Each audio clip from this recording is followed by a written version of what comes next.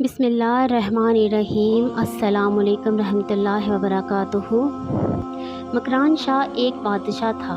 ایک دن اس کا سیر کرنے کا ارادہ کیا اور وہ سیر کو نکلا۔ جنگل میں ایک بوڑھی عورت رہتی تھی۔ اس کی ایک گائے تھی۔ بوڑھی عورت گائے کا دودھ پی کر جی رہی تھی۔ اس کی گائیں پورا دن جنگل میں رہتی اور کھاتی پیتی۔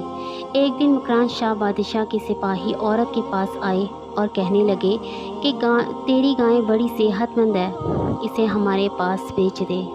بوڑھی عورت بولی کہ میرے جینے کا سہارا یہ گائیں ہے، اس کا دودھ پی کر میں زندہ ہوں، میں بیچوں گی نہیں۔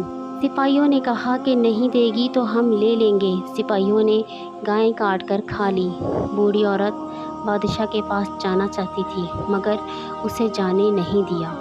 ایک دن مکران شاہ پل سے گزر رہے تھے۔ بوڑھی عورت نے اس کے گھوڑے کی لگام پکڑی اور ایسا جملہ کہا کہ مکران شاہ چکرا کر زمین پر گر پڑا۔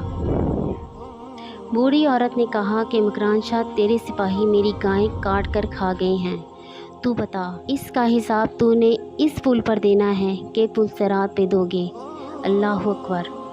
دوستو، ہم نے اللہ پاک کو ہر چیز کا حساب دینا ہے،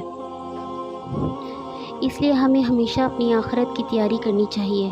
جزاک اللہ۔